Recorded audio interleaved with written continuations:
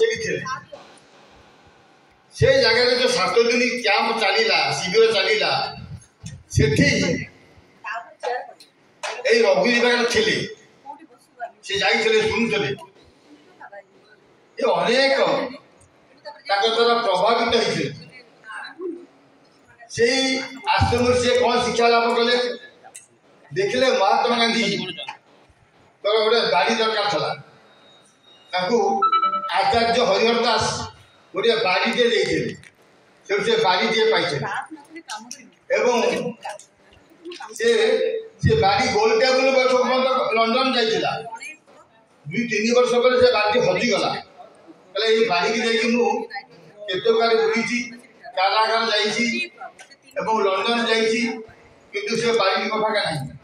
ତାଙ୍କୁ ଆଉ ଗଛ ବାଡ଼ି ଯାଇଥିଲା, ସେ କହିଲେ ଏ ବାଡ଼ି ଆଉ ସେ ବାଡ଼ି ଅଲଗା, ସେ ସ୍ମୃତିର ବାଡ଼ି। ଏଠି ସେ ବାଡ଼ି ଧରିଥିଲେ। ମହାତ୍ମା ଗାନ୍ଧୀଙ୍କ ଫଟୋ ଅଛି, ଫଟୋ ନାହିଁ। তুমি ଯୋଉ ବାଡ଼ି ଦେଖୁଛ, ସେ ନେଇଥିଲେ ଗେଲାଙ୍ଗି 1938 ମସିହାରେ ଏବଂ 1931 ମସିହା ମାର୍ଚ୍ଚ 23 ତାରିଖରେ ଆସିଥିଲେ କଟକ। ପ୍ରଥମ ସଭା ଗୋପବନ୍ଧୁ ଡାକି ଆଣିଥିଲେ। ସେ ପ୍ରଥମ ସଭା ପରେ ସେ ସେଠି ଭାଷଣ ଦେଇଥିଲେ। ମହାନଦୀ ବାଲି, କାଠଯୋଡ଼ି ବାଲିରେ ବଡ଼ ସଭା ହେଇଥିଲା। ଗୋପବନ୍ଧୁ ଦାସ ଥିଲେ, ମହାତ୍ମା ଗାନ୍ଧୀ ଥିଲେ, ଲୋକଙ୍କର ପ୍ରବଳ ଜନାରଣ୍ୟ, ବହୁତ ସଂଖ୍ୟାରେ ଆସିଥିଲେ। ସେ ବିଭିନ୍ନ ସମୟରେ ଅଲଗା ଅଲଗା ମିଟିଂ କରୁଛନ୍ତି। ଆଗ ଗୋଟେ ଜନସାଧାରଣ ମିଟିଂ କଲେ, ଗଛ ଉପରେ ଲୋକ ଠିଆ ହେଇକି ଦେଖିଲେ ମହାତ୍ମା ଗାନ୍ଧୀକି, ଦେଖିବା ପାଇଁ ସମସ୍ତେ ଉଦ୍ବିଗ୍ନ।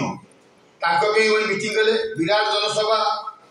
ପୁଣି ଯେତେ ସବୁ ଥିଲେ ମାରୁଆଡ଼ି ଏବଂ ବ୍ୟବସାୟୀ, ତାଙ୍କ ପାଇଁ ଗୋଟେ ଅଲଗା ମିଟିଂ କଲେ। କହିଲେ ତମେ ବେପାର କରୁଛ, ଓଡ଼ିଶାରେ ଆସିକି ରହିଛ ଓ ଓଡ଼ିଶାର ଲୋକମାନେ କିଭଳି ଆନ୍ଦୋଳନ ଯୋଗ ଦେବେ ସେଥିପାଇଁ କାମ କର। ତାଙ୍କୁ ବି ଗୋଟେ ମିଟିଂ କଲେ। କିନ୍ତୁ ଅନେକ ଜାଗା ସେ ବୁଲିଛନ୍ତି। ସେ ମାର୍ଚ୍ଚ 23 ତାରିଖ ପରେ 26 ତାରିଖ ଯାଇଛନ୍ତି ପୁରୀ। ପୁରୀରେ ସେ ଜଗନ୍ନାଥ ଦର୍ଶନ କରିଛନ୍ତି। ତାପରେ ଆଉ 3 ଥର ଆସିଛନ୍ତି, ଆଉ ଜଗନ୍ନାଥ ଦର୍ଶନ କରିନାହାନ୍ତି। ସେ ପ୍ରଥମ ଗୋଟେ ଥର ଏବଂ ଫେରିଲେ ସତ୍ୟବାଦୀରେ ମିଟିଂ ହେଲା, ସତ୍ୟବାଦୀ ମନୋବିଦ୍ୟାଳୟ। ସେଠି ଗୋପବନ୍ଧୁ ଦାସ ପରିଚାଳନା କରୁଥିଲେ ଏବଂ ସେ କହିଲେ ବର୍ତ୍ତମାନ ସମସ୍ତେ ବସି ଖାଇବା। ଯେ ପିଲାମାନେ ଅଛନ୍ତି, କହିଲେ ଭାତ ହେଇଛି, ଅନ୍ନ ହେଇଛି, ଗୁଆ ଘିଅ ପଡ଼ିବ ଖାଇବା। ସେ କହିଲେ ଗୁଆ ଘିଅ କଥା ନାଁ ଶୁଣିକି ଗୋପବନ୍ଧୁ କାନ୍ଦିଲେ। କ'ଣ କାନ୍ଦୁଛ? ନା ଓଡ଼ିଶା ଏତେ ଦରିଦ୍ର ରାଜ୍ୟ, ଏଠି ଲୋକ ଗୁଆ ଘିଅ ପୁଣି ପାଇବେ। ଜାଣିଲା ପରେ ମାତା କହିଲେ ନା, ଆଜି ମୁଁ ଗୁଆ ଘିଅ ଖାଇବି। ଖାଇଦେଲେ। ଲୋକ ତ ହଜାର ହଜାର ସଂଖ୍ୟାରେ ଆସିଲେ ତାଙ୍କୁ ଦେଖିବା ପାଇଁ। ଲୋକ ଦେଖିଲେ ଯୋଉ ଖଣ୍ଡେ ଲୁଗା ପିନ୍ଧିକି, ମଇଳା ଲୁଗା ଏବଂ କାହାର ଗାମୁଛା ଖଣ୍ଡେ ଅଛି କି ନାହିଁ। କିନ୍ତୁ ପୂର୍ବ ଯୋଉ କଟକ ମିଟିଂ, ଅନ୍ୟାନ୍ୟ ମିଟିଂ ଲୋକଙ୍କୁ ଦେଖିଥିଲେ ଯୋଉ ପ୍ରକାର ସତ୍ୟବାଦୀ ସେ ମିଟିଂ ସେ ପ୍ରକାର ଅଛି। ବହୁତ ସାରା ପିଲାମାନେ ଆସିଲେ, ଗୋଟେ ହାଫ୍ ପ୍ୟାଣ୍ଟ ପିନ୍ଧିଛି, ଆଉ ଦେହରେ ସାର୍ଟ ନାହିଁ କି ଗାମୁଛା ନାହିଁ। ଏତେ ଲୋକ ଦେଖିକିରି ହେଲା ଏ ଲୋକଙ୍କର ଅବସ୍ଥା ଇଏ। ତା ପୂର୍ବରୁ 1920 ମସିହାରେ ଯୋଉ ଚିତ୍ର ଦେଇଛି, ଦୁର୍ଯୋଗ କହିଥିଲା, ସେ ଚିତ୍ର ବି ଥିଲା। ଲୋକ ଦାରିଦ୍ର୍ୟ ଦେଖିଲା ପରେ ଏବଂ ଲୋକ ସବୁ ଲୁଗା ପିନ୍ଧିକି ଯୋଉ ଆସିଥିଲେ ଦେଖିଲେ, କହିଲେ ଯେ ଏମିତି ମୁଁ ଆଉ ଅନ୍ୟ କିଛି ପିନ୍ଧିବିନି, ଏଇ ଆଣ୍ଠୁ ଲୁଚା, ଆଣ୍ଠୁ ଲୁଚୁ ନଥିବା ଲୁଗା ପିନ୍ଧିବି। ସେଇଠୁ ସେ ଲୁଗା ପିନ୍ଧି ଆରମ୍ଭ କଲେ।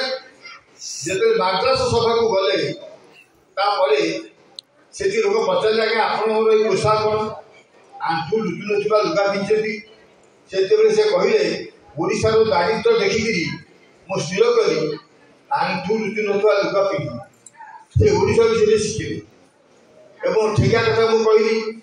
ତେଣୁ ଅନେକ କ୍ଷେତ୍ରରେ ଆମ ଓଡ଼ିଶା ତାକୁ ପ୍ରଭାବିତ କରିଛି। ସେ ଯେତେବେଳେ ମାଗୁଥିଲେ ସବୁ ଆର୍ଥିକ ସାହାଯ୍ୟ